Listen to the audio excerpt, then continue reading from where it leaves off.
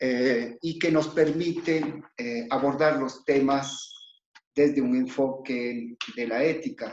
El objetivo fundamental de este programa para todos los asistentes es que la ética se constituya en un sujeto de análisis y de estudio para que los criterios que emerjan respecto a valoraciones de lo que está bien y lo que está mal, eventualmente puedan tener un sustento doctrinario estudiado, no porque eso vaya a cambiar el punto de vista cultural que cada quien tenga, sino porque si estamos hablando de la academia nos interesa sustentar aquello que decimos y estamos en ese trabajo. La ética es un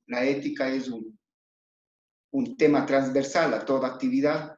Nosotros en Ecuador hablamos tanto del tema, sin embargo estamos tan lejos de eso, al menos en determinados grupos que controlan el país y que hacen noticia.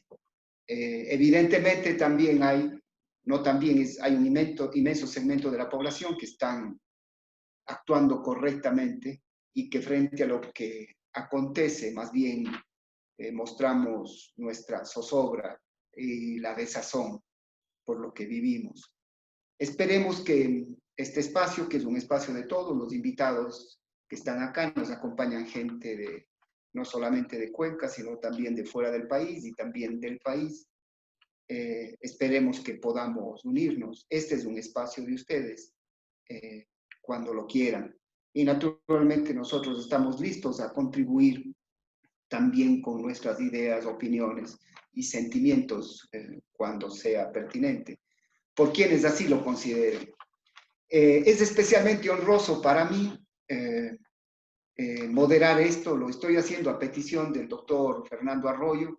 Normalmente no estoy en estos temas, estoy en la organización y en la gestión, pero lo hago gustoso desde una doble condición. Desde mi condición de miembro de la Sociedad Ecuatoriana de Bioética, honrado por esa condición, y también desde mi condición de integrante de la Comisión Nacional de Bioética y Salud. Quienes van a hablar acá son amigos personales míos, su amistad me honra, porque estamos en el mismo espacio de trabajo para tratar de contribuir desde la esperanza y la proyección con el mejoramiento de las condiciones de vida.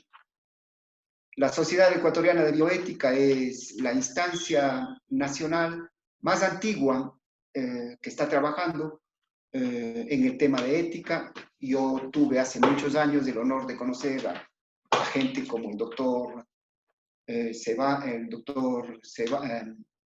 Chávez, y tuvimos el honor de condecorarle al doctor Agustín García Banderas en el año 2018, acá en esta universidad, con ocasión de la celebración del Congreso Internacional de Bioética, que fue la ocasión para que nosotros le podamos hacer saber a quien en ese momento estuvo con nosotros, el doctor García Banderas, el aprecio y el respeto que le tenemos. El nombre del evento es la Sociedad Ecuatoriana de Bioética en Diálogos. Tengo el honor de presentarles en este momento a Fernando Arroyo. Él es médico, doctor, especialista en cirugía general, magíster en bioética y derecho sanitario, profesor de bioética en los posgrados de la Facultad de Ciencias Médicas de la Universidad Central del Ecuador. Actualmente es el presidente de la Sociedad Ecuatoriana de Bioética. Fue presidente del Comité de Ética de la Universidad Central del Ecuador y fue presidente de la Red Universitaria de Ética del Ecuador. Fernando, un honor, bienvenido. La palabra es tuya, por favor. Muchas gracias, Juan, y complacido de estar aquí en este evento organizado por el programa de ética de la Universidad de la SUAY, contando con tu coordinación, pues, y con el permanente estímulo que tú tienes allá en la ciudad de Cuenca. Yo voy a compartir en este momento pantalla. Por favor, me confirmas si es que lo estamos observando. Está,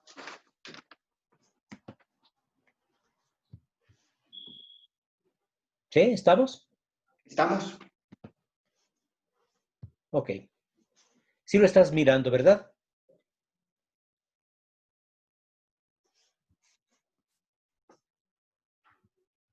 Hola, Juan. Adelante, Fernando. Adelante, Fernando. Todos vemos la pantalla que tú compartes. Por Perfecto. favor. Muchas gracias, mi estimado Juan. Entonces, el objetivo de la presentación mía acá es hacer una presentación repitiendo de la Sociedad Ecuatoriana de Bioética ante el auditorio con el que ahora pues estamos contando y con las actividades que nosotros hemos llevado a cabo desde hace algún tiempo y más aún en esta época de pandemia. También hablo en mi condición de vocal del directorio de la Federación Latinoamericana y del Caribe de Instituciones de Bioética de FELAIBE, de la cual la Sociedad Ecuatoriana de Bioética es también un miembro institucional. La Sociedad Ecuatoriana de Bioética se fundó en el año 2003 y existió en aquella época un interés porque había que generar un espacio de diálogo, ¿no? Para tratar los diversos conflictos y problemas que estaban alrededor de la bioética. También preocupados por el atropello a los derechos humanos, la depredación del medio ambiente, por los conflictos que ponen en peligro la supervivencia de la especie, los derechos y deberes de los individuos, etcétera. Entonces les decía que la Sociedad de Bioética es miembro de la Federación Latinoamericana y del Caribe de Instituciones de Bioética, que agrupa a personas naturales, pero que también agrupa a personas jurídicas. La presencia de COVID-19 a nivel del mundo fue el motivo para que muchas de las organizaciones de bioética, entre ellas la nuestra, hayan generado discusiones, reuniones, conversaciones de diversos tipos.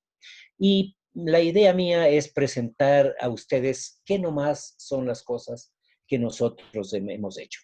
Comenzamos por por el mes de marzo de este año, en el que la Sociedad Ecuatoriana de Bioética redactó un manifiesto consciente de sus responsabilidades ciudadanas, que fue ubicado en nuestras redes sociales y en nuestra página web, que ustedes la ven al pie de la diapositiva. Entonces manifestábamos nosotros nuestra predisposición para integrarnos al esfuerzo nacional necesario para contener el tema de la pandemia, nuestra convicción de que siendo un problema de salud pública, el control requiere la activa participación de todas las instancias de la sociedad, instituciones públicas y privadas, aquellas especialmente de salud, educación, comunicación y de todas las organizaciones sociales del conjunto. También indicábamos nuestra confianza que la experiencia internacional acumulada por varios países antes de que sufrieron esto antes de nosotros, sea debidamente recopilada y analizada para construir las estrategias debidas. Y también nos preocupábamos, decíamos, por la avalancha y falta de control de mensajes difundidos por medios de comunicación masiva, estas redes sociales, que muchas de ellas distorsionaban la realidad. Este tema va a ser abordado más a profundidad por la licenciada Sigrid Rodríguez, que es nuestra relacionadora pública y comunicadora social de la Sociedad Ecuatoriana de Bioética, que participa también de este panel. También nosotros hacíamos un rechazo a las acciones que violentaban aspectos éticos, como el derecho a intimidad y a la confidencialidad. Ustedes recordarán que se pasaban datos médicos, imágenes, historias clínicas a través de las redes sociales, violando la confidencialidad y la privacidad. Seguí el manifiesto diciendo que invitábamos a la población ecuatoriana para que mantenga y refuerce elementales medidas de higiene y de comportamientos colectivos que nos ayuden a protegernos individual y colectivamente. Y exhortábamos a la población a utilizar redes sociales y medios de comunicación con responsabilidad, como va a comentar más en extenso la licenciada Silvia Rodríguez. A inicios del mes de abril, hicimos en la Sociedad Ecuatoriana un conversatorio virtual, los miembros del directorio y otros miembros de la sociedad, ustedes ven en pantalla. Y la grabación completa de este evento, ustedes lo pueden tener en nuestra página web, como les digo, está ahí al final, al pie de la diapositiva, el sitio. en cuyo conversatorio virtual nosotros habíamos comentado varios elementos. Primero hablábamos de los principios de la bioética, que todos conocemos. Evidentemente aquí la beneficencia, la no maleficencia, en primer lugar, los temas de autonomía también, por supuesto, pero fundamentalmente eran los temas de justicia los que a nosotros nos preocupaban, porque evidentemente las instalaciones sanitarias estaban abrumadas y que los recursos usualmente disponibles eran insuficientes y era necesario de alguna manera aplicar el tema de justicia. Se decíamos también que en esta situación debíamos manejarlo como una medicina de catástrofe. Un colega, amigo, médico militar decía, porque esto es como una medicina de guerra. Y los principios de estándares de atención para estas crisis, independientemente de las urgencias, requieren procesos justos para poder tomar decisiones justas. Hablábamos también de la planificación en las pandemias y para planificar adecuadamente sabemos que hay que contar con criterios científicos sólidos en primer lugar y además la aplicación de los principios éticos, dando la responsabilidad que deben participar la comunidad y los proveedores. Y que los planificadores de la atención sanitaria tienen que desarrollar las estrategias proactivas debidas basándose en la información clínica que tiene que ser veraz y basándose en las capacidades existentes. Otro tema que nos ocupó era la limitación de los esfuerzos terapéuticos, porque la falta de planificación en situaciones de escasez, sabemos, pueden llevar a tomar decisiones equivocadas, especialmente con los temas de triaje. Ya se vio en algunos países europeos, en el pico de los contagios, ustedes habrán visto que se llegó a proponer la limitación de asignación de respiradores a personas mayores de 80 años de edad con COVID-19. Es decir, ya había este tema de discriminación por edades, ¿no? La dignidad humana en las pandemias era también un motivo de nuestra preocupación y sabemos que la priorización de recursos tiene que partir de una premisa, que hay que basarse en el pleno respeto a la dignidad de la persona. Y si bien es cierto, el utilitarismo puro desde la época de Bentham, de John Stuart Mill, asumía que el valor moral de las personas es intercambiable y entre comillas, se dice ahora que la salud que unos ganan compensa la que otros pierden y que es aceptable siempre que el resultado sea una suma positiva, esto definitivamente no es pues tan sencillo así nomás de aplicar, porque no se puede hacer igualmente entre comillas compensación interpersonal de las vidas humanas, entre sí. Inclusive el término utilidad social. El término utilidad social que contiene algunas de las recomendaciones que se han aprobado no es de aplicación absoluta, porque todo ser humano podríamos decir lo que es socialmente útil en atención al valor ontológico que tiene la vida humana. Los temas de investigación en la pandemia. Yo voy a resumir, porque esto fue un tema que nos ocupó bastante a varios de los miembros de la sociedad, porque este conversatorio fue una construcción colectiva. Decíamos que hay el deber ético de investigar, por supuesto, que es importante investigar sobre exámenes de diagnóstico, tratamientos, vacunas, pero con seguridad y con eficacia. Y que la investigación tiene que ser rigurosa, ¿no? Aunque sabemos que puede ser de alguna manera compleja en la pandemia.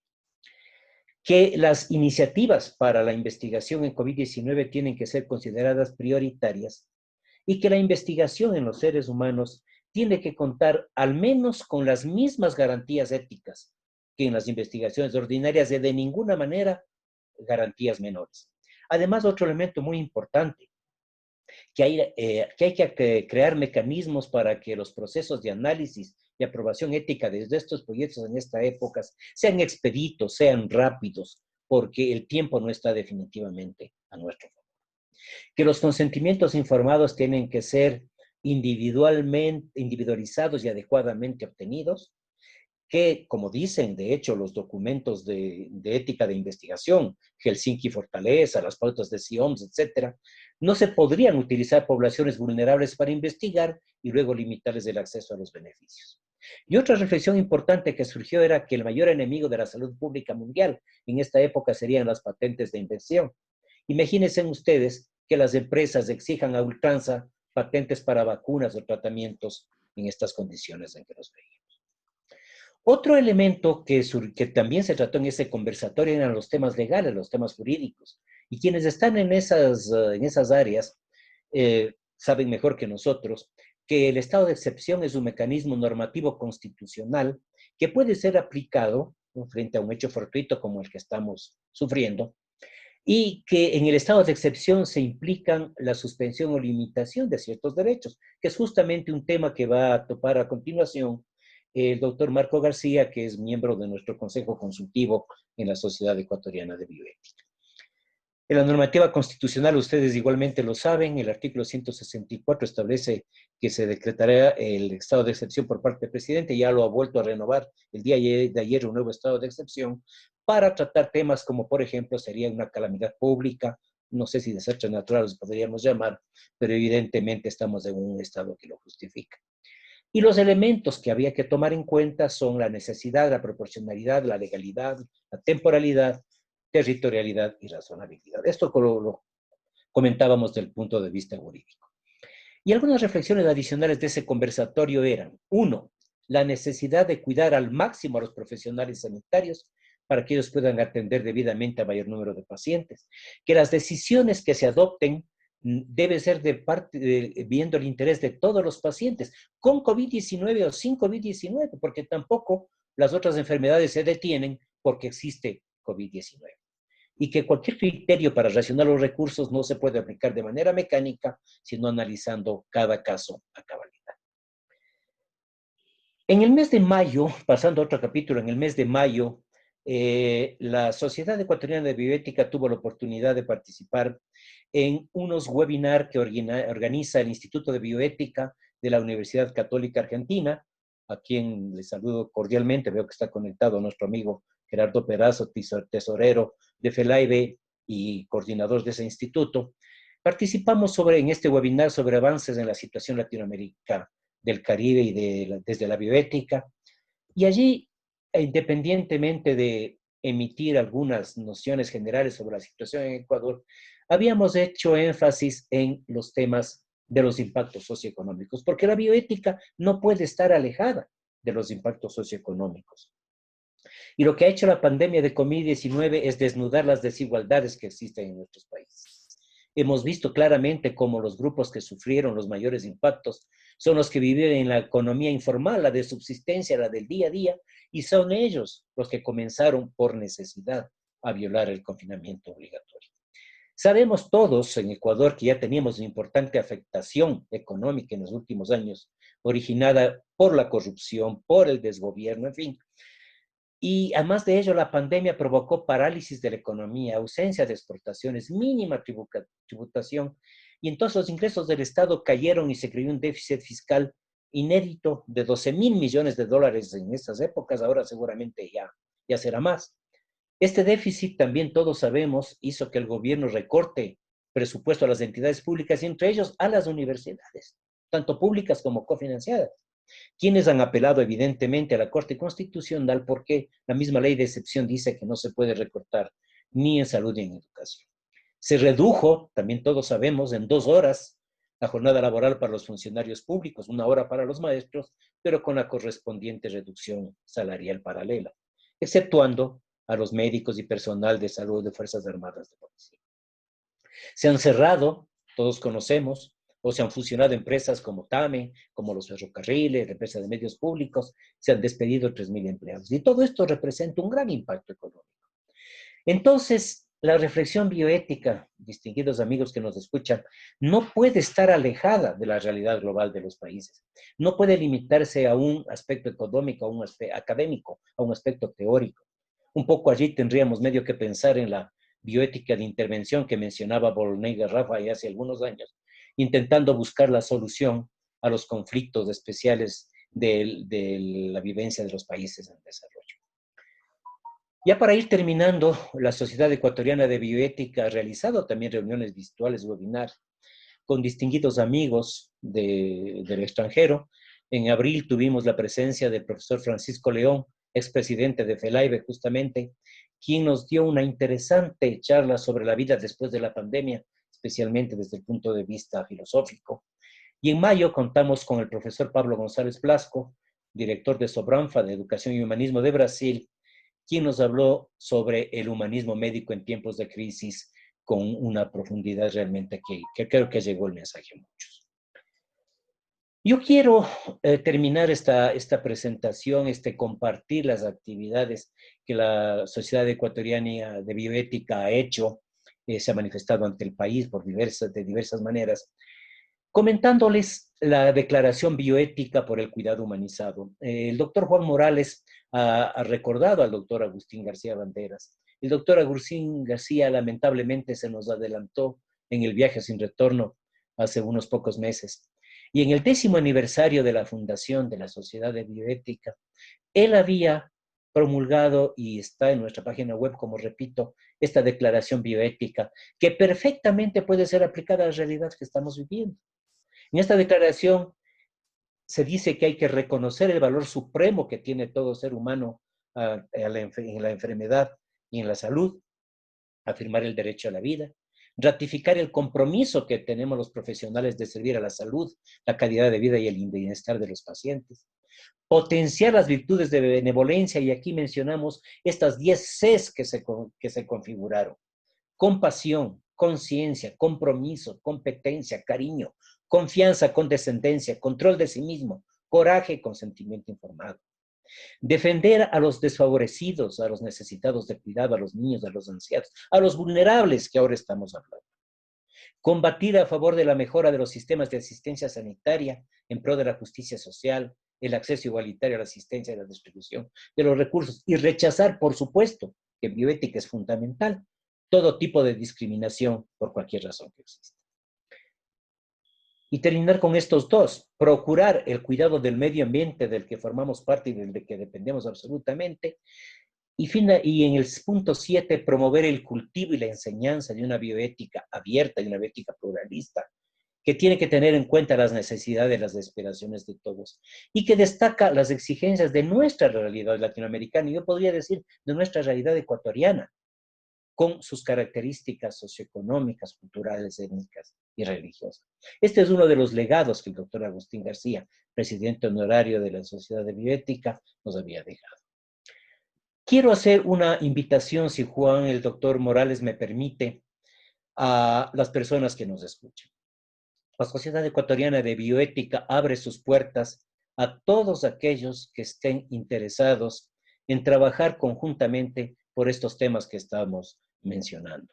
Los temas de la bioética se han ido imponiendo poquito a poquito en la sociedad en que vivimos, y uno de los objetivos de quienes estamos ahora en el directorio de la Sociedad de Bioética era justamente promover el ingreso de las nuevas generaciones, porque muchas veces cuando nosotros regresamos la vista atrás no encontramos gente, y creo que es hora que las próximas generaciones tomen la posta en lo que nosotros hemos estado haciendo.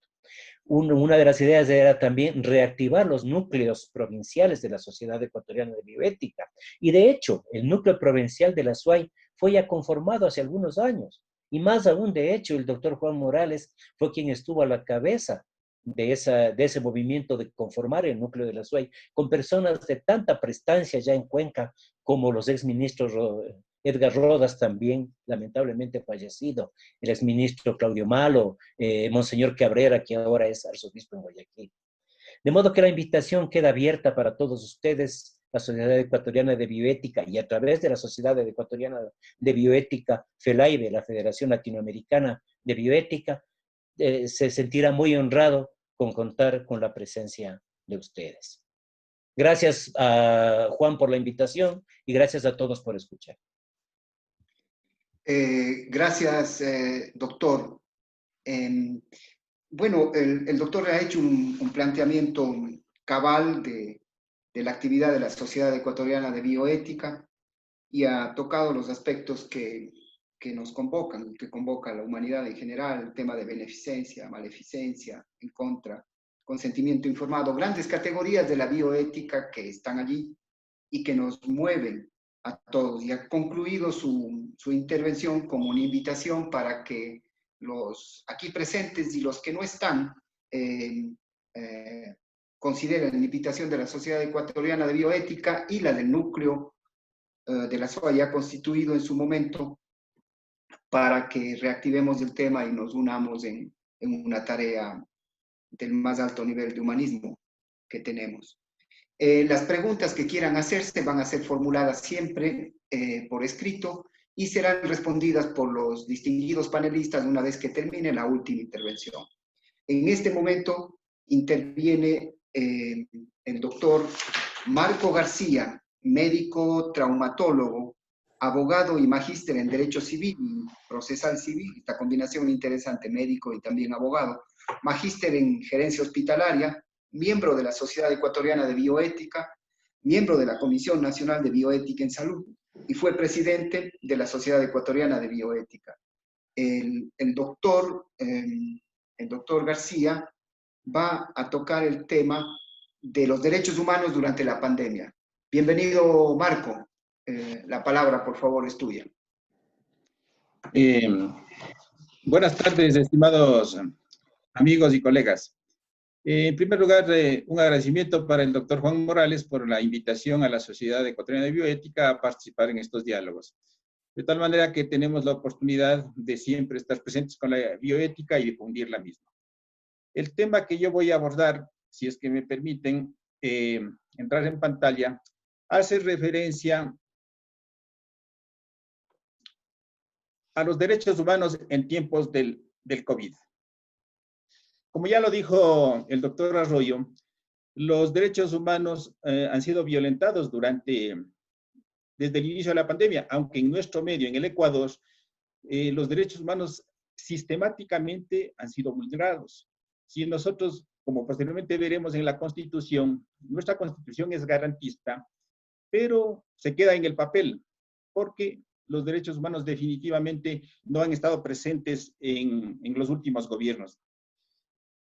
¿Qué decimos? Que el mundo actualmente se enfrenta a una emergencia sanitaria global, sin precedentes, ocasionada por la pandemia del virus que causa el COVID-19, ante la cual las medidas adoptadas por los estados en la atención y contención del virus debe tener como centro el pleno respeto de los derechos humanos. Esto ya lo han mencionado las instituciones internacionales, haciendo referencia a que la crisis del COVID está siendo una crisis de derechos humanos en todo el mundo, en unos países más, en otros un poco menos.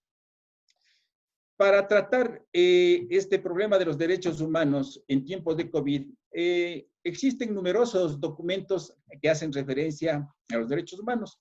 Yo he querido tomar únicamente los principales que están en pantalla. Esto es la Constitución de la República del Ecuador. En primer lugar, ¿por qué pongo en primer lugar? Porque de acuerdo a nuestra Constitución, en el artículo 425 de la pirámide de Kelsen, establece que nuestra Constitución está en primer lugar y a continuación vienen las declaraciones de los derechos universales que han sido adoptados por nuestro país. En este caso tenemos, pero también aclara la Constitución en el artículo 424 que en relación a derechos humanos, estos tienen prioridad inclusive por sobre nuestra Constitución. Entonces yo voy a hacer breve referencia a la Constitución, a la Declaración Universal de los Derechos Humanos de 1948, a la Declaración Universal sobre Bioética y Derechos Humanos de la UNESCO en el 2005, y hay dos documentos que son de este año y que los he bajado del internet. Uno es los derechos humanos en tiempos de COVID, que son lecciones del VIH para una respuesta efectiva dirigida por la comunidad. Esto es que la experiencia en el VIH permite tomar ciertas directrices que son adaptables para la atención en la pandemia de COVID. Y el otro documento es de la CIDH respecto a pandemia y derechos humanos en las Américas. Nuestra Constitución, como les decía, es una Constitución garantista que en su artículo primero establece que el Ecuador es un Estado constitucional de derecho y justicia social, democrático, soberano, independiente, unitario, intercultural, plurinacional y laico. Y si vamos al artículo 32, tenemos que la salud es un derecho que garantiza el Estado, cuya realización se vincula al ejercicio de otros derechos, entre ellos el derecho al agua, la alimentación, la educación, la cultura física, el trabajo, la seguridad social, los ambientes sanos y otros que sustentan el buen vivir. Ahora, si es que nosotros hacemos relación a estos derechos, ¿qué ha pasado no solo durante la pandemia, sino desde mucho antes? El hecho de que no ha existido, si hacemos referencia a la educación, hemos visto cómo los recursos para la educación han ido disminuyendo progresivamente y estos se han visto agravados durante la pandemia. Hablando del derecho a la alimentación, ¿por qué razón nuestro país está viendo cada vez más grave el problema? Porque evidentemente cuando uno recorre los sectores extremos de la ciudad, esto es el sur de la ciudad especialmente y el norte, durante todo el tiempo de confinamiento ha habido una gran movilización, pero es comprensible porque evidentemente la gente, bueno, me muero con afección por el COVID o me muero de hambre. De tal modo que nosotros hemos visto la circulación permanente. Entonces es bien complejo este asunto, porque la gente tiene que comer y los informales evidentemente viven al día, de tal forma que siempre hemos visto, sobre todo aquí en el sector del sur, yo actualmente resido en Quitumbe, que está bastante al sur, y uno ve los barrios de aquí, la movilización ha sido siempre prácticamente como que no hubiera restricción de circulación.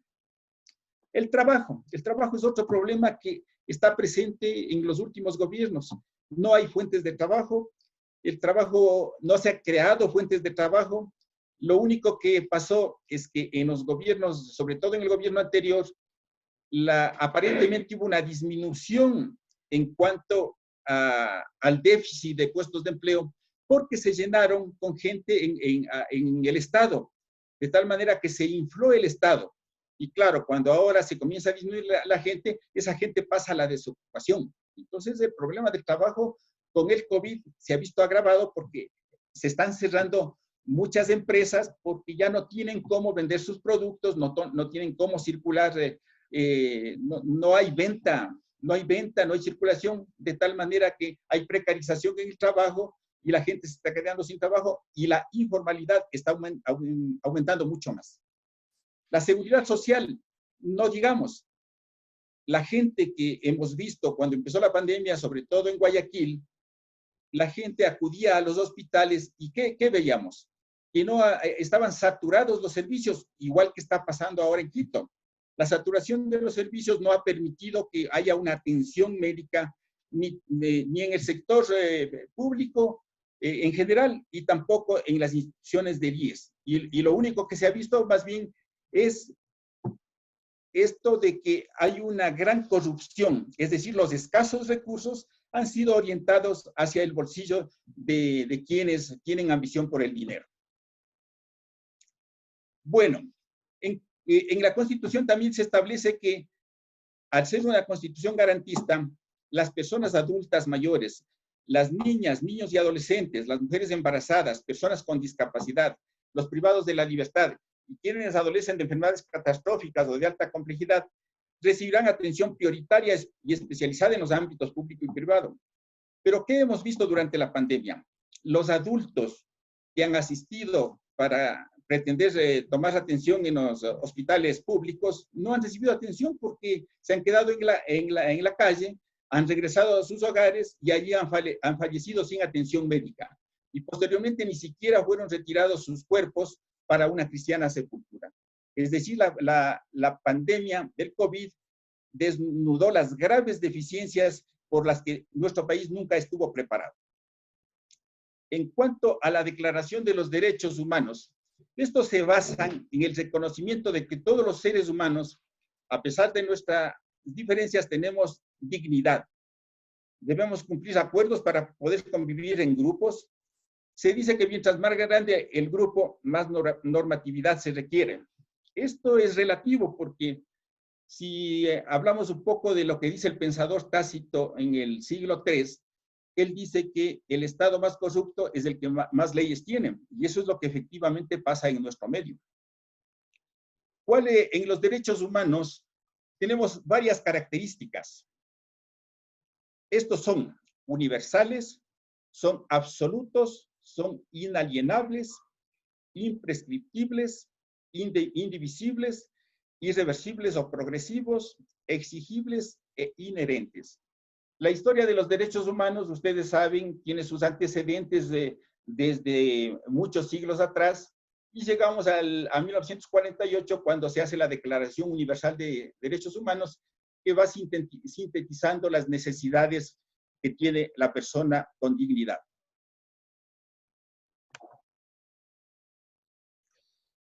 Los derechos humanos se basan en el reconocimiento de que todo esto, ya habíamos mencionado, las características, se han establecido generaciones de derechos humanos.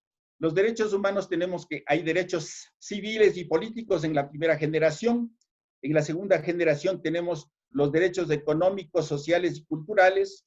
En la generación, los derechos de los pueblos. Y se habla de una cuarta generación que se está creando actualmente respecto al derecho a la democracia, a la información y al pluralismo. En los derechos humanos de primera generación, nosotros tenemos los derechos civiles y políticos que fueron promulgados en 1948 por la ONU. Se encuentran en la mayoría de las constituciones de nuestro país. En nuestra constitución política se encuentra en el título 2 en relación a los derechos. Los derechos humanos de segunda generación son los derechos económicos, sociales y culturales, que requieren de apoyo del Estado para su ejecución. Fueron ratificados y se ampliaron en 1988 en el Protocolo de San Salvador. Son los derechos que requiere el individuo, indispensables para su desarrollo y bienestar. El derecho al trabajo, a la salud, a la educación, alimentación, cultura, vivienda y seguridad social. En los derechos de tercera generación hablamos del derecho de los pueblos. Esto es la autodeterminación, la independencia económica y política, la identidad cultural y nacional, la paz, la cooperación internacional, el desarrollo y otros más que están presentes. Ahora, pasemos a lo que significa la Declaración Universal sobre Bioética y Derechos Humanos de la UNESCO, establecido en el 2005. Esta declaración trata de cuestiones éticas relacionadas con la medicina, las ciencias de la vida y la tecnología conexas aplicadas a los seres humanos, teniendo en cuenta sus dimensiones sociales, jurídicas y ambientales. La declaración va dirigida a los estados, imparte también orientación cuando procede para las decisiones o prácticas de individuos, grupos, comunidades, instituciones y empresas públicas y privadas. El objetivo es el respeto de la dignidad humana y proteger los derechos humanos, velando por el respeto de la vida de los seres humanos y las libertades fundamentales de conformidad con el derecho internacional relativo a los derechos humanos. Recordemos que Kant dijo que las cosas tienen precio, pero el hombre tiene dignidad. Los principios que inician desde el artículo número 3 en la Declaración sobre Bioética y Derechos Humanos habla sobre la dignidad humana y los derechos humanos. Luego tenemos otros que hemos visto afectados durante esta pandemia y vamos a señalar los que específicamente hemos podido observar.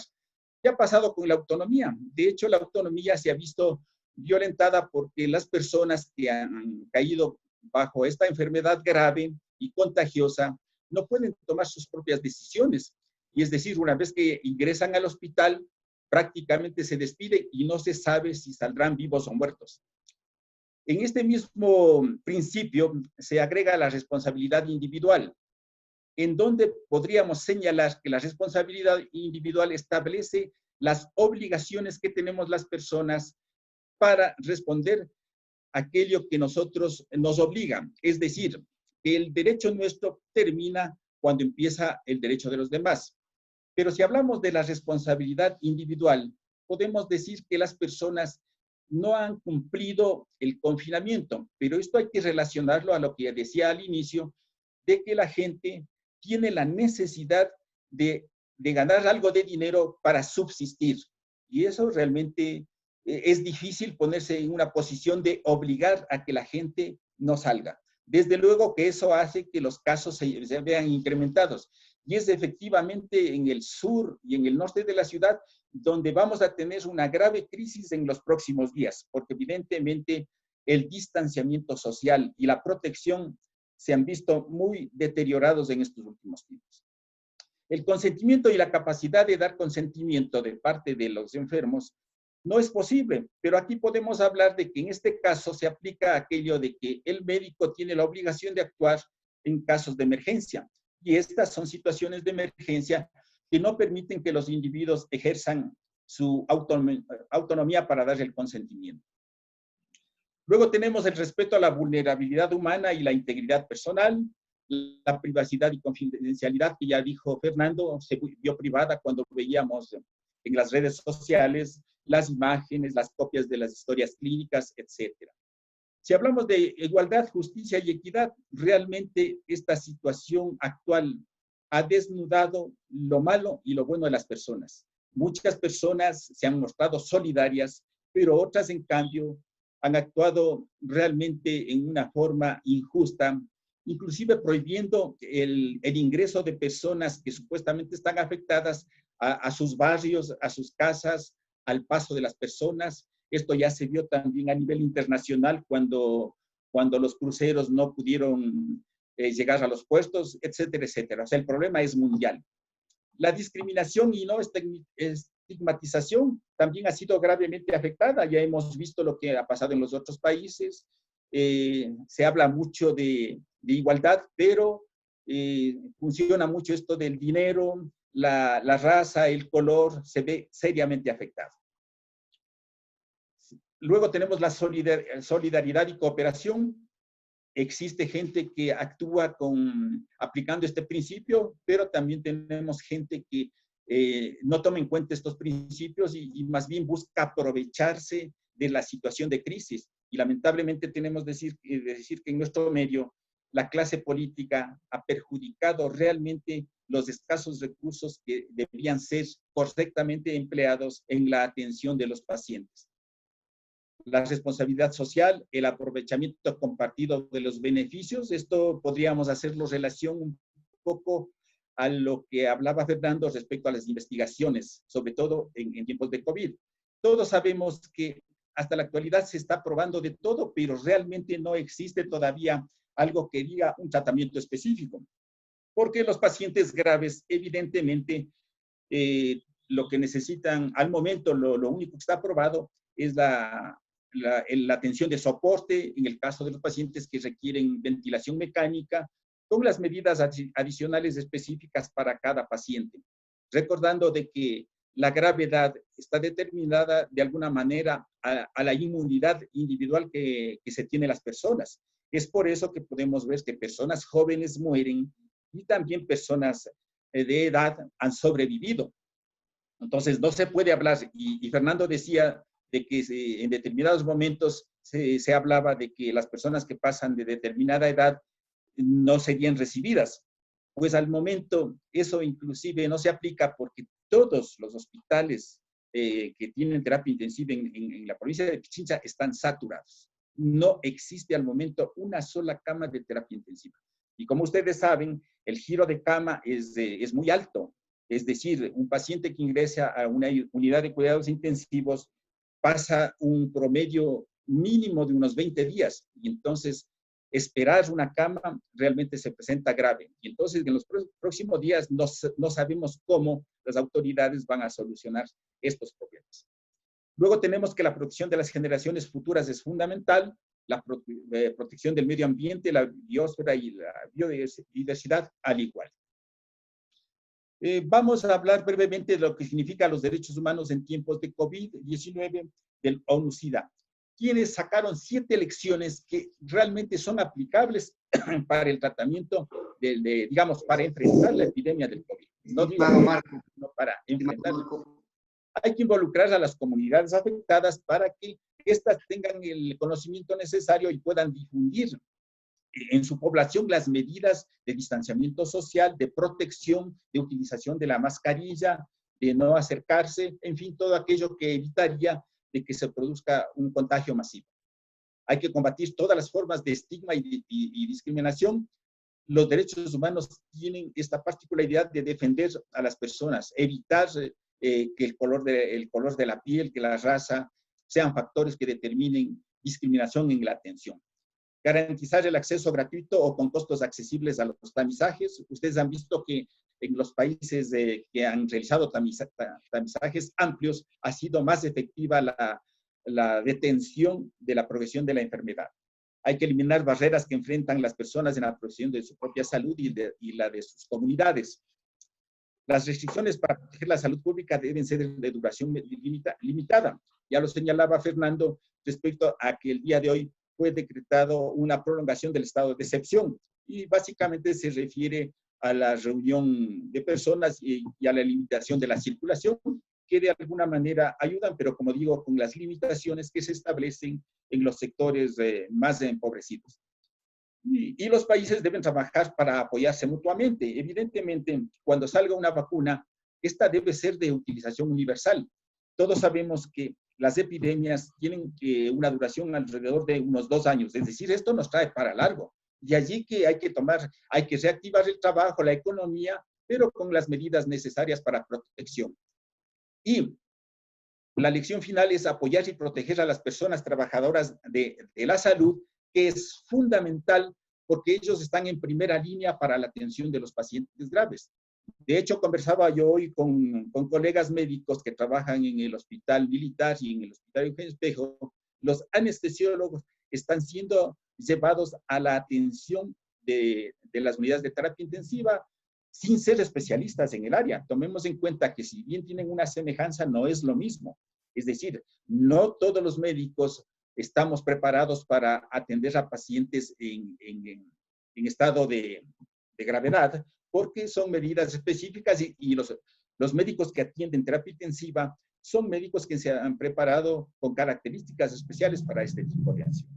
Bueno, yo creo que por el tiempo utilizado vamos a detenernos ahí y más bien si hay preguntas podríamos continuar. Muchas gracias. Gracias, doctor García. Gracias, Marco. El tema que nos plantea el doctor tiene que ver con temas de normativa, tanto constitucional como normativa jurídica internacional, y también un análisis a los derechos humanos y un enfoque obvio a que estos no se encuentran sueltos y alejados de una realidad socioeconómica que nos representa a todos. Entonces, el ejercicio o no de los derechos humanos naturalmente está conectado con todo esto. Las preguntas para el doctor García, también por escrito, por favor, para que sean respondidas en su momento al final de la conferencia. Ahora interviene la licenciada Sigrid Rodríguez. Ella es relacionadora pública, comunicadora organizacional y gestora cultural. Actualmente es docente de comunicación organizacional en la Universidad en AUDLA y fue vicepresidenta de la Sociedad Ecuatoriana de Bioética. El tema que trata Sigrid es ética de la comunicación durante la pandemia. La palabra es suya, Sigrid, por favor.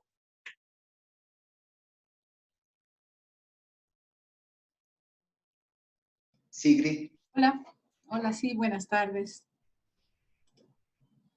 Buenas tardes con todos y gracias por esta invitación, esta coordinación que realiza la Universidad de la SUAY. Para la Sociedad Ecuatoriana de Bioética es muy grato el poder participar en este tipo de eventos. Están viendo mi pantalla, ¿cierto? Sí. Ya, bueno, el tema que yo voy a tratar es un tema que, si bien tiene especial importancia en un momento como este que estamos viviendo, es un tema que es de constante interés y de constante cuidado por toda la sociedad ecuatoriana, que es el de la comunicación. Y el tema de la comunicación durante la pandemia, quisiera enfocarlo desde 3 ángulos. Podría haber muchos más y probablemente cada uno de nosotros tenga un ángulo desde el que quisiera enfocarlo, pero me parece que estos 3 engloban lo que ha ocurrido en el país en estas circunstancias. Primero, con respecto a los medios de comunicación. Segundo, sobre los estados, refiriéndome a todos los estados del mundo, la represión y el acceso a la información. Y el tercer ángulo es el de las fake news. Nosotros somos, hablando de los comunicadores, nosotros somos una plataforma y los medios independientes brindan a los profesionales médicos y a los expertos una plataforma para hablar libremente y compartir información, tanto entre ellos como con el público. Los medios independientes son aquellos que llevan la información más fresca y confiable, verificada, contrastada a todos los ciudadanos. Todos tenemos derecho a ello. Y tanto la Constitución como la Ley Orgánica de la Comunicación respaldan este derecho que tenemos todos los ciudadanos a recibir información a través de los medios. Como les digo, precisa, contrastada, contextualizada y verificada. Pero, ¿qué es lo que hemos vivido en estos meses de pandemia? 130 violaciones a los derechos de los medios en Asia-Pacífico, América, Europa, Medio Oriente y África. Esto incluye cierres de medios de comunicación por censura. Más de 50 reportes de restricciones al acceso a la información, censura y regulación excesiva, así como entrega de información errónea. En este capítulo puede estar el Ecuador. Por lo menos 40 periodistas arrestados o acusados por informes críticos sobre la respuesta que estaban dando los estados al manejo y a la información sobre la pandemia, información relacionada con las muertes, por ejemplo. Y llegamos al extremo de tener desapariciones de periodistas después de publicar coberturas críticas con respecto al tema del COVID. Y desapariciones en donde se puede reportar. Hay países como China en donde se habla tras bastidores de desapariciones, pero no hay confirmaciones. Eso quiere decir que la situación es más grave todavía.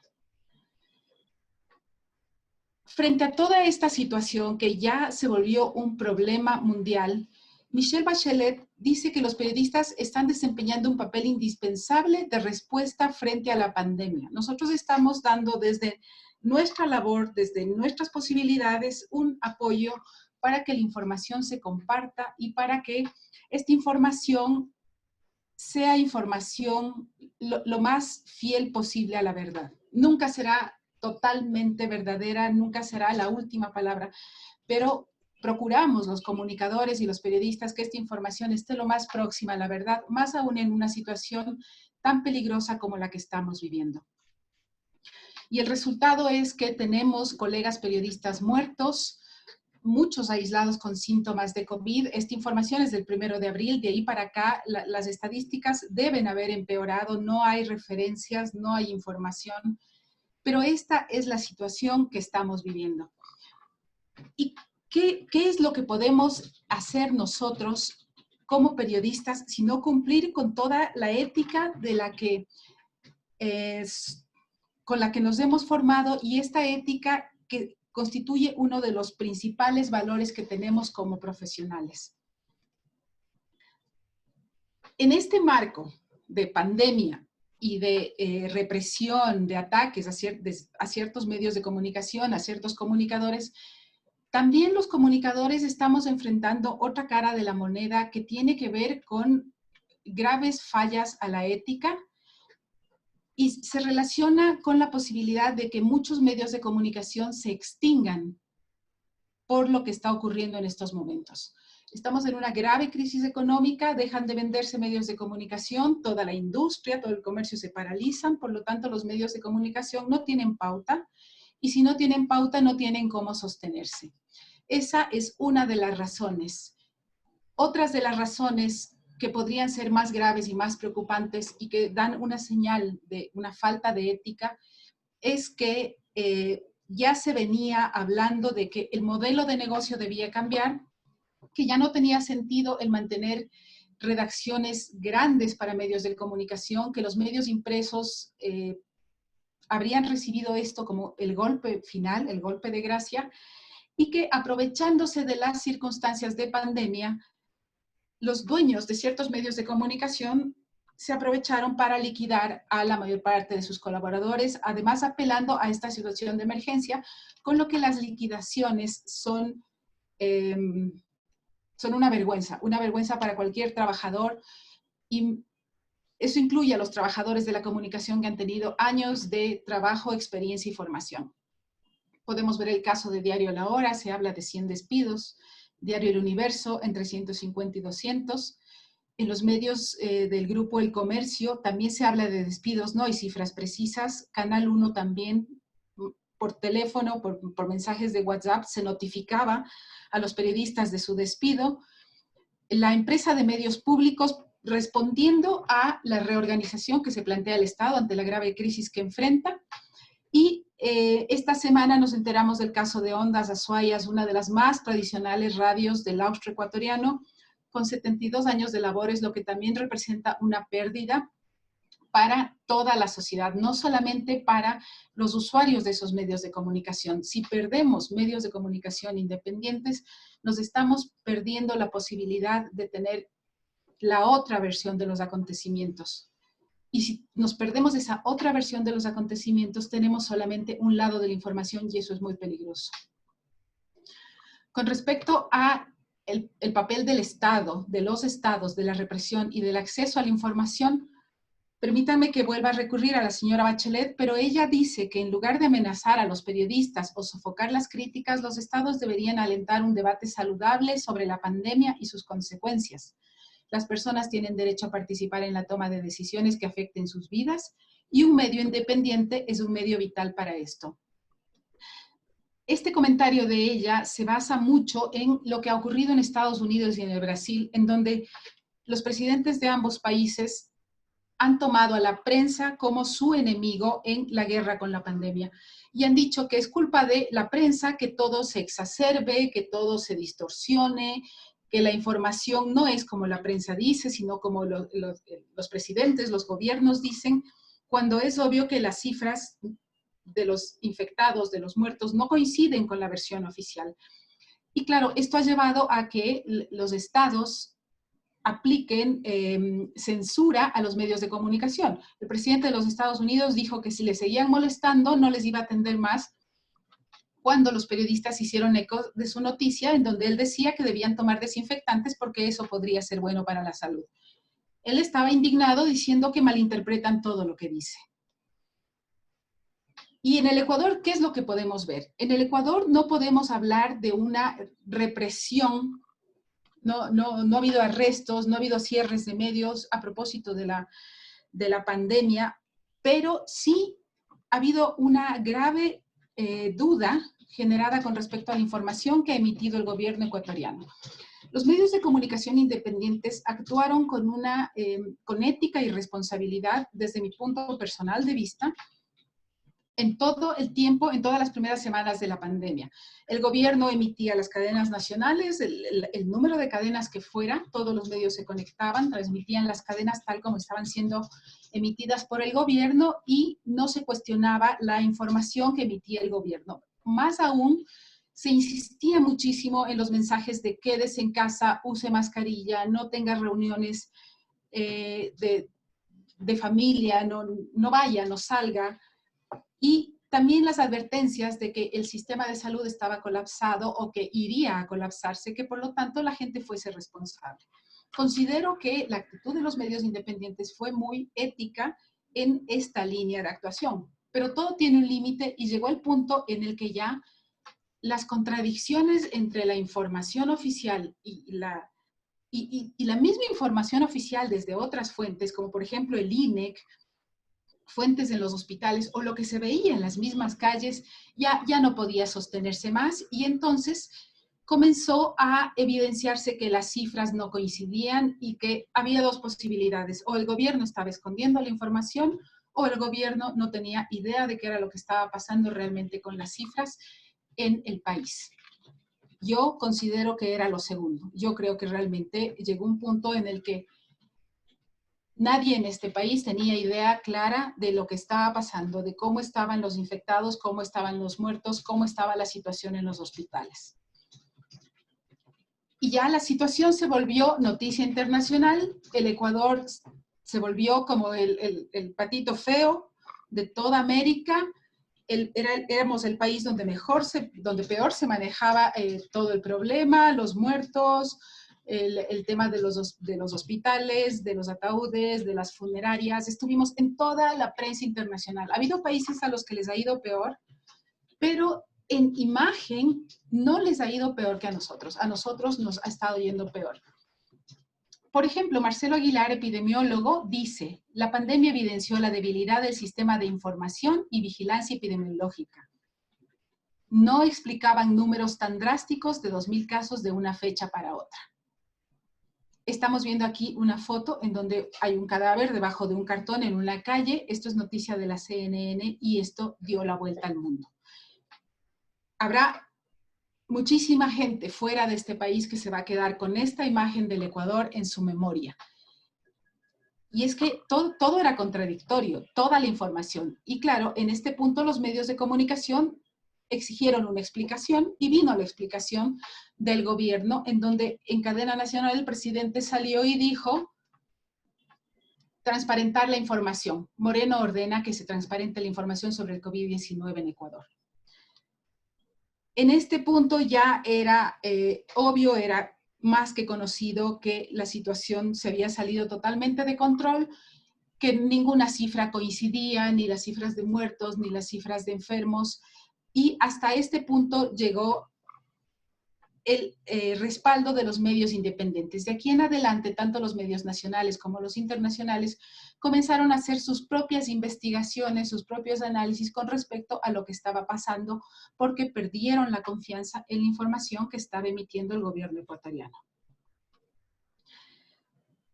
También podemos ver casos mucho más complicados como esta información, en donde deberíamos felicitar al comunicador social que logró que se publique esta noticia. Este diario Expreso del Perú publica un gran reportaje diciendo que en Guayaquil se logró vencer al virus, que se lo ha derrotado y que todo es maravilloso en esa ciudad con respecto al manejo de la pandemia. Este es un caso para mostrar que también puede haber el otro segmento de los medios de comunicación independientes, en donde ya comienzan a jugar otros valores que se relacionan más con lo económico, con lo político, y que podrían no respetar la verdad o respetar la verificación.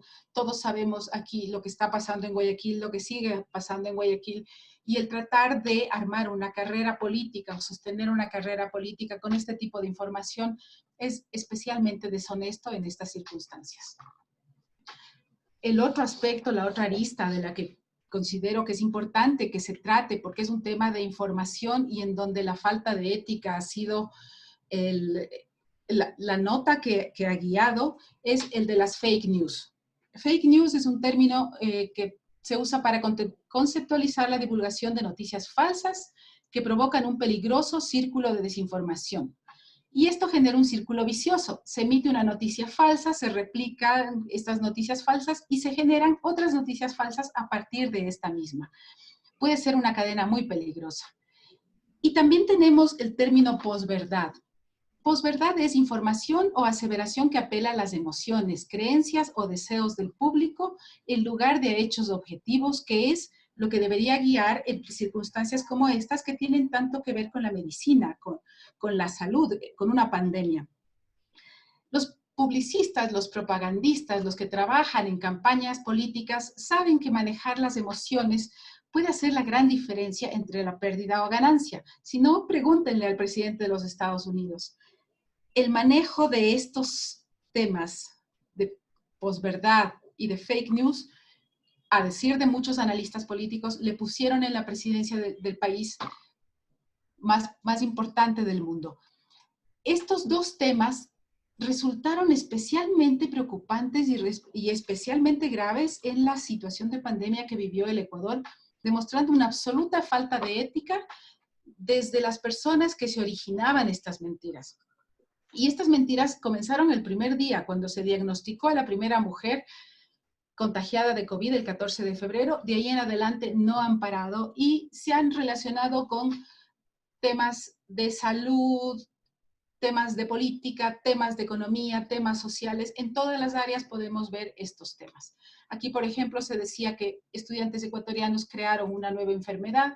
Aquí se habla de medicamentos. Hubo toda una serie de medicamentos que eran milagrosos y nos iban a curar del COVID. Llegamos a tal punto que el gobierno ecuatoriano hace una alianza con Facebook para hacer un manejo responsable de la información. Se decide que la información que se emita a través de Facebook y WhatsApp deberá ser verificada y que esta gran empresa internacional, contribuiría a verificar esta información. Hasta aquí suena perfecto. Pero hubo un momento en el que uno escribía información y ponía COVID-19 y la información desaparecía. Existen incluso teorías conspirativas que dicen que la información estaba siendo censurada y que estaba siendo bloqueada.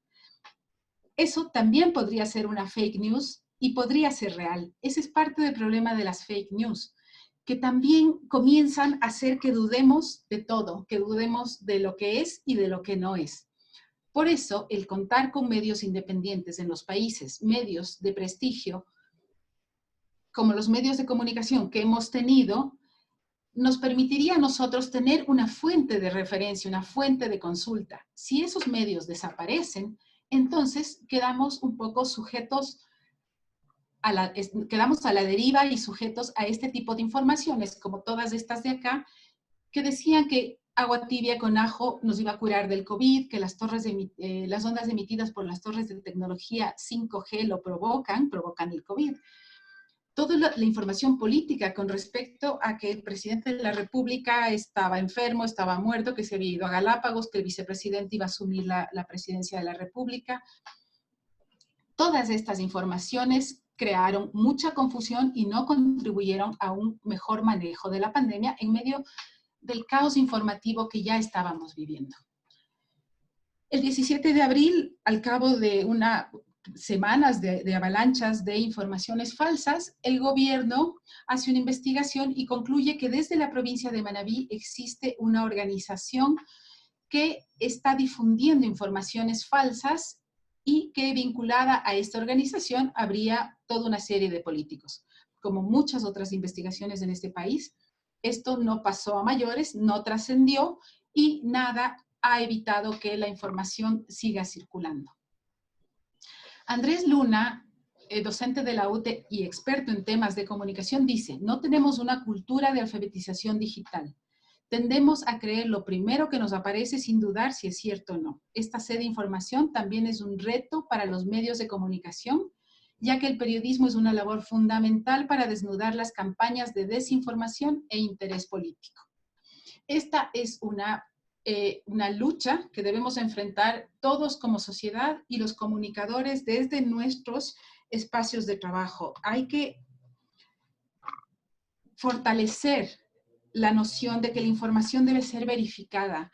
Tenemos que formar a la ciudadanía en la conciencia de que no pueden creer en cualquier cosa que se lea, y mientras más escandalosa, mientras más interesante resulte la información, verificarla más, tener mucho más cuidado. Tenemos un largo camino por delante y si, como dice Marco, tenemos pandemia para 2 años, tenemos mucho trabajo que hacer para el ir volviendo a la comunicación cada vez más bioética, porque estamos en este momento enfrentándonos a temas que tienen que ver con la vida y con la muerte, y esos son los que entran definitivamente en el área de la bioética.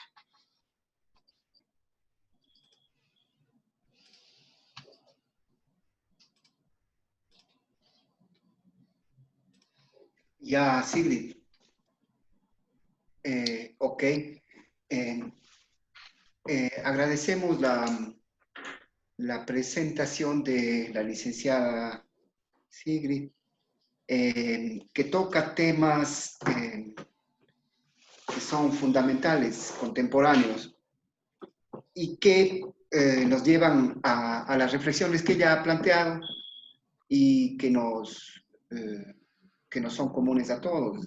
La posverdad, el manejo de la información, el manejo del lenguaje. Ya estos temas siempre han sido previstos y han sido denunciados ya en la clásica y por todos conocidos novela 1984. Orwell plantea el tema de la neolengua como posibilidad de control. Lo último de Sigrid, en el sentido de que tenemos una gran responsabilidad frente a los 2 años más de pandemia, es también un tema no solamente ahora, sino recurrente frente a lo que tenemos que hacer. Me parece que la bioética, la Sociedad Ecuatoriana de Bioética, es un espacio idóneo para que estos aspectos puedan tratarse adecuadamente. En este momento voy a pasar transmitir las preguntas realizadas. Entonces, el doctor Claudio Bravo plantea la siguiente pregunta para cualquiera de las tres personas. Es para el doctor Arroyo, perdón. Sería en torno al caso de los comités de bioética, que si bien hay una disposición mediante acuerdo ministerial que permite la conformación y funcionamiento de los mismos, aún continúa siendo una situación ajena a varios hospitales en el Ecuador, provocando conflictos en la prestación de servicios de salud, como está sucediendo en este momento en el Ecuador. ¿Cuáles serían los lineamientos o acciones que la Sociedad Ecuatoriana de Bioética pondría en marcha para fortalecer estos órganos de consulta que permitirían fomentar la conciencia ética en los profesionales operativos y además demás protocolos éticos para la toma de decisiones en situaciones de conflicto donde muchas veces los médicos tienen temor o se sienten desprotegidos? Doctor Arroyo, la pregunta para usted. Sí, gracias, doctor Morales. Efectivamente, el acuerdo ministerial 4889 habla de la conformación y funcionamiento de los comités de ética de investigación en seres humanos y de los comités de ética asistencial para la salud, los CEIS y los CEAS, que se llaman. Lo que establece el acuerdo es que es obligatorio tenerlo para los hospitales de tercer nivel y que los hospitales de otros niveles, los niveles secundarios y hasta los niveles primarios, es optativo para ellos, y si lo quieren hacer, lo hacen, y de lo contrario se adscriben a un comité que estén en el tercer nivel. Es cierto que muchos hospitales en el Ecuador todavía no tienen un comité de ética de investigación. De hecho, aprobado apenas ustedes saben, en el Ecuador hay 7 u 8 actualmente. Y de los comités de ética asistencial en los hospitales realmente ha habido bastante menos posibilidad de crearlos. Y es un elemento sumamente importante en esta época, al menos en que hay que tomar tantas decisiones tan complejas, o sea, las decisiones que hay que tomar especialmente a nivel de cuidados intensivos, que es de donde surgen la gran mayoría de inquietudes para la mayoría de los comités asistenciales. En estas unidades de cuidados intensivos, digo, se dificulta muchísimo ante la ausencia de familiares, ante la imposibilidad por los pacientes de que ejerzan por sí mismos las autonomías. Entonces, se torna muy complicado las decisiones. Y en verdad, allí nos se encuentra con conflictos y con dilemas éticos muy serios. La Sociedad Ecuatoriana de Bioética, así como otras instancias en su momento cuando ejercíamos la presidencia del Comité de Ética de la Universidad Central, estuvimos en contacto con varios hospitales para ayudarles con charlas de capacitación, con charlas de formación, y además para desarrollar de alguna manera, que podría ser una alternativa al Comité de Ética Asistencial, lo que se llama el consultor ético clínico. El consultor ético clínico es una persona con experiencia, una persona con formación en bioética, que en algún momento puede sustituir un comité de ética asistencial si no existe, dándoles luces, dándoles ideas, un poco aclarando los panoramas a los médicos para que puedan tomar las decisiones. En ocasiones también tiene que interactuar con los familiares. Pero la Sociedad de Bioética, como les repito, está absolutamente abierta para que quienes deseen solicitar nuestra asesoría, nuestros cursos de capacitación, pues nosotros lo hacemos, es uno de los servicios que brindamos. Si ustedes visitan nuestra página web, pues allí pueden encontrar este tipo de cosas. Y para nosotros como sociedad, yo creo que sería uno de los papeles más importantes que podemos jugar en general en el país, y por supuesto, una vez que el núcleo provincial de la SUAI se reactive, ya lo hemos dicho que estuvo formado desde hace un tiempo. Sería también un sitio absolutamente idóneo para que trabajando conjuntamente podamos apoyar y con esto solventar las inquietudes que en este momento son muchísimas, Juan. Gracias, Fernando, por la respuesta. Digo, en un tema personal y planteo para todos, los comités, ya sea de ética asistencial o los de ética de la investigación en seres humanos, trabajan, son multidisciplinarios, esto no es un tema únicamente de médicos, están todos los profesionales de las diferentes ramas. Me parece que allí es un tema sumamente importante para permitir en un caso la investigación y en el otro una relación adecuada entre el médico-paciente. La ética tiene que tomar un lugar también prioritario porque el riesgo que se corre es que aquellos que están allí se vuelven unas personas que, digamos, concentran su atención en la verificación de que los protocolos se cumplan. Tema indispensable, pero la reflexión ética es bastante más amplia también. Una pregunta, hay dos preguntas más.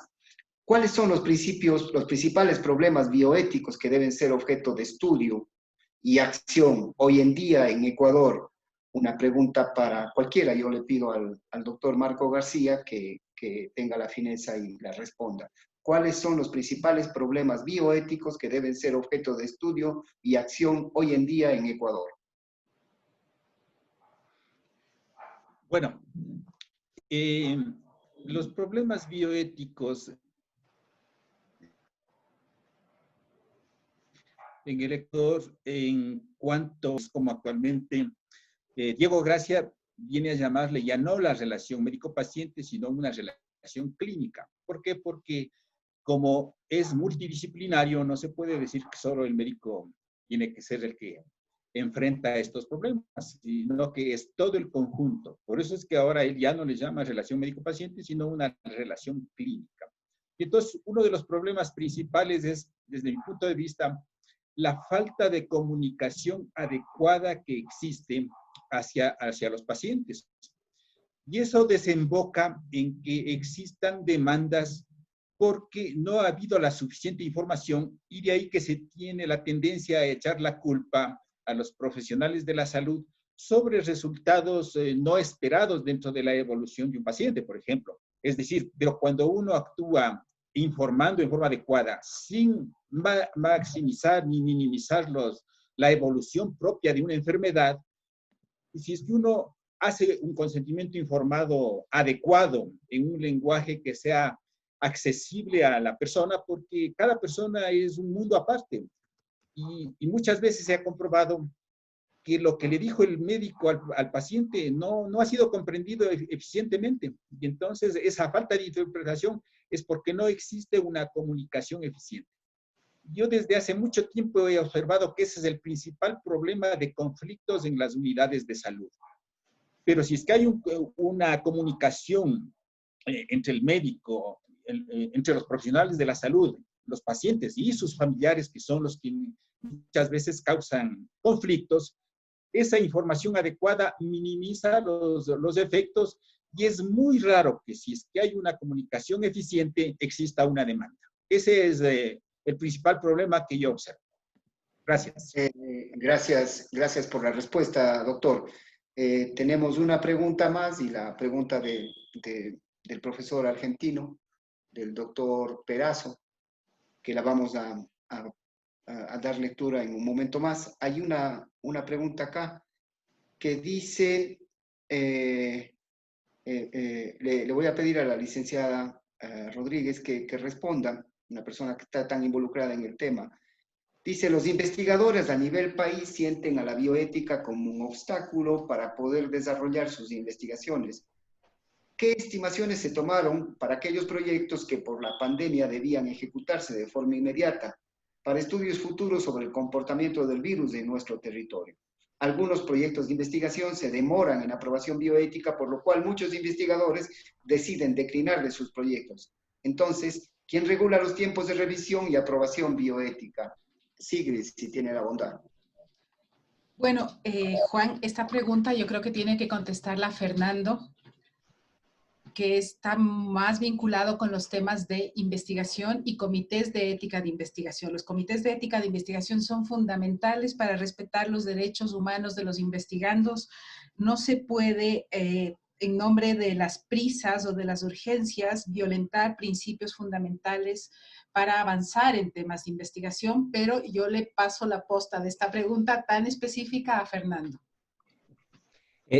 Sí, ten la bondad, Juan, repite la pregunta porque estaba observando. Otra El pregunta. tema, Fernando. Nuevamente, Gerardo, por favor. Claro, vamos con la pregunta que Sigrid te deriva, Fernando. Es decir, la pregunta es que los procesos de investigación científica sienten que los comités de ética de la investigación en seres humanos no son lo suficientemente expeditos como para apoyar la dinámica adecuada de la investigación. Y también preguntan al último, entonces, ¿quién regula los tiempos de revisión y aprobación bioética? Por favor, Fernando. Sí, efectivamente, ese es uno de los problemas que se ha visto en muchos de los comités de investigación, el tiempo de aprobación de los proyectos. Hemos vivido en la Universidad Central, por ejemplo, muchos de los cuestionamientos de los investigadores era que se demoraban probablemente un mes o a veces más, tratando de hacer evidentemente revisiones metodológicas, jurídicas y éticas muy detalladas y todo lo demás. Pero esto sí, de alguna manera, dificultaba la realización de las investigaciones. Entonces, la idea en cualquier época es que la aprobación sea apropiada, sea bien analizada, pero que no se demore mucho, porque eso para el investigador el tiempo es importantísimo. A veces inclusive porque depende del financiamiento que ellos puedan recibir. Yo había mencionado en mi presentación que una de las cosas fundamentales es que exista un mecanismo expedito para la aprobación de proyectos en esta época de pandemia. Y de lo que yo tengo entendido a nivel del Ministerio de Salud se ha conformado un comité que se llama de revisión expedita, justamente para tratar de que estas cuestiones no se demoren, ¿no? Y pueda hacerse lo más pronto posible, porque de lo contrario es como la justicia. Si la justicia no es oportuna, no es justicia. Entonces, si la investigación tampoco es oportuna, no es tampoco algo que nos va a ayudar muchísimo. Yo no sé, Juan, si tú tienes unas preguntas que Gerardo también está preguntando de Argentina, dirigido para Marco y dirigido para Sigrid. No las tengo. ¿Puedo Le voy yo a dar la darle palabra que en me este la ha enviado momento. directamente a mí? Fernando, si tú me permites, le voy a dar la palabra a Gerardo Perazo en Argentina, saludándole, haciéndole saber lo gustosos que estamos de contar con su presencia. Y con las dos preguntas, o la una, que haga Gerardo, yo me permitiría cerrar la reunión. Voy a Gracias. habilitar. Vamos, Gerardo, por favor. Lisette, que me está acompañando en la parte técnica. Ahí tienes la palabra. Ya me habilitó. Sí. Bueno, muchas gracias. Gracias por la presentación. Gracias por la invitación a la Sociedad Ecuatoriana de Bioética, de hacer este webinar claramente interesantísimo, las tres presentaciones. Va una pregunta para Marco primero. En su presentación, Marco, tocaste el tema de los adultos mayores, un tema complicado, ya hemos visto en toda nuestra Latinoamérica las situaciones que pasaron con los consejos que daban, entre comillas, éticamente para la atención de los adultos mayores y enfermedades preexistentes. La pregunta es, ¿te parece que en esta época de pandemia en tu país y en Latinoamérica todavía estos derechos fueron más socavados? Tal vez, Gerardo, esa pregunta queda formulada, Marco, si me permites, Marco, esa pregunta queda formulada, ¿sí? Y si formulas la siguiente para Fernando, bueno, por favor, y así. Bueno, perfecto, está bien. Para Fernando la pregunta era, tal vez entendiendo que el trabajo genuino se perdió, el avance de la pandemia es imparable de alguna forma, y la pregunta es, ¿quién cubre los costos de atención? Porque las personas se van quedando sin una cobertura y los estados no siempre alcanzan a cubrir lo que está previsto, ¿no? Tal vez, yo tengo algún conocimiento del sistema de salud complejo de Ecuador, como el nuestro, como muchos países latinoamericanos. El tema es cómo el Estado cubre o no la atención. Es un tema difícil, ¿no? Para poder distribuir el tema económico, sobre todo los que se han quedado sin trabajo. Y en otros países que tienen mucho trabajo no genuino, pero encima se han perdido trabajo genuino. Está bien, Gerardo. Gracias por las dos preguntas. Marco, en primer lugar, por favor, y después Fernando. Gracias. Un saludo para Gerardo.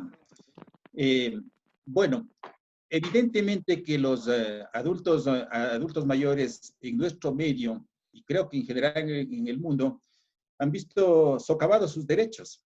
Y debemos tomar en cuenta que los adultos mayores tienen enfermedades preexistentes, tienen hipertensión, tienen diabetes, tienen problemas renales, y todo eso ha hecho que quienes atienden de alguna manera han discriminado atendiendo al que tiene mayor posibilidad de sobrevivir. Entonces, sí, ha habido una discriminación que no es aceptable, definitivamente no es aceptable porque la dignidad de la persona no se pierde por la edad, no se pierde por las enfermedades preexistentes. Es decir, debería haber un equilibrio, debería haber equidad y justicia en la atención de los pacientes. Pero lamentablemente la situación está grave y como yo les decía en mi presentación, al momento en los hospitales de Quito, y concretamente de los que yo más conozco, el Eugenio Espejo, porque ahí tengo varios amigos, e igual en el militar, como yo fui militar, están saturados. Es decir, ahorita no hay ni para los con mejores posibilidades y peor para los con menores posibilidades. Pero es evidente que la bioética debe proteger los derechos de los que tienen doble vulnerabilidad inclusive. Pero la situación no tiene una solución fácil, ¿no? Ese es el problema. Gracias. Gracias, Marco. Fernando, tu respuesta, por favor. Gracias. Sí, gracias Gerardo por tu pregunta y además por tu listos. A la distancia acá en este webinar. Efectivamente, como ha sucedido en la mayoría de los países, el sistema sanitario público es el primero que se enfrentó al tema de la pandemia. De acá, el Ministerio de Salud determinó ciertos hospitales específicos a los cuales tenían que ser llevados los pacientes que tengan sospecha de COVID-19 y luego de ser evaluados, de hacer un triaje, pues ingresaban a hospitalización, eventualmente a cuidados intensivos. En el Ecuador, el Ministerio de Salud Pública da un servicio universal, da un servicio gratuito teóricamente y un servicio accesible. Sin embargo, lógicamente llega un momento en que esta sanidad pública no puede cubrir toda la demanda como es lo que ya está sucediendo. Personas que de alguna manera tienen una cobertura de un seguro médico privado, lo que en Argentina llaman una prepaga, en fin, una mutua, ¿no? Entonces, también han hecho uso de esos sistemas y algunos de los sistemas de estos de medicina prepagada han hecho acá un poco la propaganda de que ellos están cubriendo las enfermedades de COVID, inclusive para tratar de recibir más clientes, que gente se afilie más a ellos. Pero evidentemente tiene un tope. ¿Quiénes otras personas que tal vez por sus propios recursos económicos pueden ir directamente a un sitio privado, se han visto también limitados de alguna manera, porque no todos los sitios privados quieren recibir pacientes de COVID, ¿no? Porque esto también es una complicación para ellos. Entonces, los costos de la atención finalmente los ha asumido el Estado mientras ha tenido de alguna manera los recursos. Pero el resto son personas que sus familiares tienen que llevarles hasta insumos, tienen que llevarles hasta agua. Ayer en la televisión se decía que estaban pidiendo agua para beber en uno de los hospitales porque ya no había. De manera que esto de repartir los costos de la atención es una situación bastante complicada y todos nosotros sabemos que no hay país en el mundo, por rico que sea, que pueda satisfacer los problemas de salud de todos sus ciudadanos todo el tiempo, y menos en la situación con la que estamos viviendo. Eso es, Juan. Gracias, Fernando, muy amable. Hay un mensaje para Sigrid. Escribe Sandra Fábregas. Dice, compartimos con ella sus preocupaciones y la invitamos a que nos escriba. Hay una dirección acá, yo la comparto con usted, Sigrid. Y dice, de la Red Panamericana de Bioética y Comunicación. Agrupamos tanto a comunicadores de la salud como a profesionales de la salud. Esta surgió a principios de con sede en Puerto Rico. Atentamente, Sandra Fábregas. Muchas gracias, Sandra. Entonces, de esta manera vamos a concluir este interesantísimo foro, agradeciéndole a la Sociedad Ecuatoriana de Bioética por estar con nosotros en el programa de ética de la Universidad de la SUAY.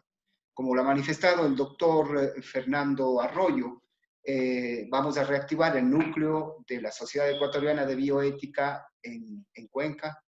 Quien les habla está listo para coordinar las acciones y para recibir las ideas de las personas que quieran estar. También es iniciativa de la Sociedad Ecuatoriana de Bioética, presidida por el doctor Arroyo, que otros núcleos de otras provincias también se reactiven. Yo le había manifestado que en Cuenca hay gente que están y que vienen de las provincias hermanas y limítrofes y cercanas a la nuestra, que podrían obviamente también estar en una iniciativa de abrir núcleos en cada una de esas provincias. Agradecerles nuevamente Fernando Arroyo, Marco García, Sigrid Rodríguez por esta excelente presentación y a todos quienes han tenido la gentileza de estar con nosotros en esta nueva edición de Diálogos.